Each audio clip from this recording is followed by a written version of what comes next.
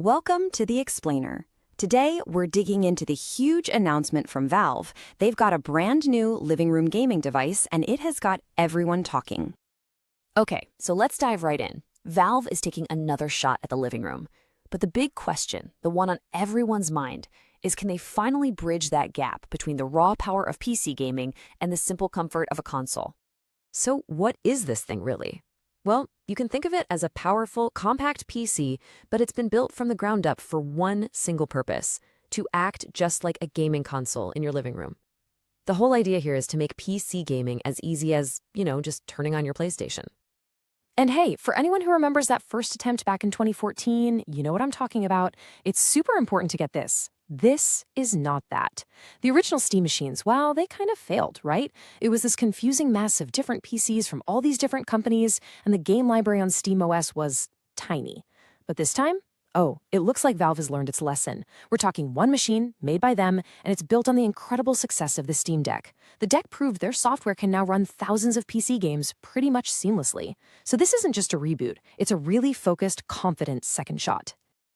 All right, so let's dig into how Valve is using what they've learned. We'll start with the big idea, the core mission behind this whole comeback. And the promise they're making? It's simple, but man, is it ambitious. They're saying all your PC games. I mean everything, from the tiniest indie gems to the latest AAA blockbusters. All of it, instantly playable right from your couch. No fuss, no hassle. Okay, but to make a promise like that, you need some serious muscle under the hood, right? So let's pop it open and take a look at the specs Valve is showing off. And the first thing that jumps out at you is this raw power claim. It's kind of staggering, actually. Valve is saying this new Steam machine is over 6 times more powerful than their smash hit handheld, the Steam Deck. That's not just a step up. That's a massive, massive leap in performance. And when you look at the specs, you can see exactly where that power is coming from. We're talking modern AMD tech all the way through. A Zen 4 processor, an RDNA 3 graphics chip. I mean, this is cutting-edge stuff. This is the kind of hardware you'd expect to find in a pretty high-end gaming PC today. But here's the kicker. This isn't some giant PC tower that's going to take over your desk. No way. It's a sleek, little, console-sized box. A cube, actually. It's designed to just slide right into your entertainment center next to your other stuff and not look out of place at all. Okay, so we've got all this power packed into this tiny box. But what does that actually mean for you, the gamer? What's the real promise here? Well, this right here is the core pitch. It's the best of both worlds, right? You get that massive Steam library, with all the sales, and the creative freedom of PC gaming. We're talking mods, the Steam Workshop, the whole shebang. But you get it with this simple, sit-down, plug-and-play experience you expect from a console. And Valve is not being shy about it. They're making a really bold performance claim, targeting what is basically the holy grail for modern consoles: 4K resolution at a buttery smooth 60 frames per second. Now, that is a very high bar to clear, especially for a small machine like this. So that begs the question, how are they planning on actually pulling that off? The secret sauce, it seems, is going to be smart software. It's going to rely heavily on tech like AMD's Fidelity Fixed Super Resolution, or FSR. So what that does is it renders the game at a lower, easier to run resolution and then uses some really clever tech to upscale the image to 4K. This gives you a huge performance boost while still looking fantastic. But, it's not all perfect promises and flawless frame rates.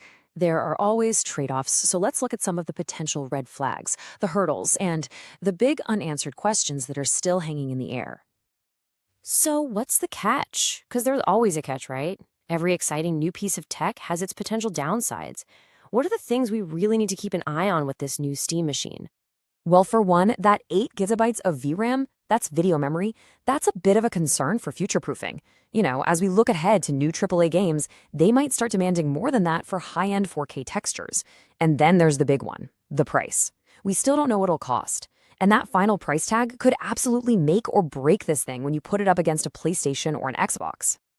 Okay, let's zoom out for a minute. What does this mean for the big picture, for the gaming industry as a whole? Where does this thing even fit in? So here's the timeline as we know it right now. We got the announcement, and the launch window is set for early 2026. But that to be determined for the price? Yeah. We're all still holding our breath for that all-important number. And, this really puts Valve in direct competition with Sony and Microsoft. But it's with a fundamentally different, way more open approach. Instead of a closed ecosystem and a curated store, you get the entire massive Steam library. You get access to decades of PC games. And you get a potential for a deep, vibrant modding community. It's a completely different philosophy about what a console should be. And that really brings us to the final huge question this whole thing poses to, well, to gamers everywhere, to you. Let's say Valve actually pulls this off. They deliver a seamless, powerful machine, and they nail the price. The question is, would you switch? Is that enough to pull you away from the traditional console you're used to? Something to think about. Thanks for tuning into The Explainer.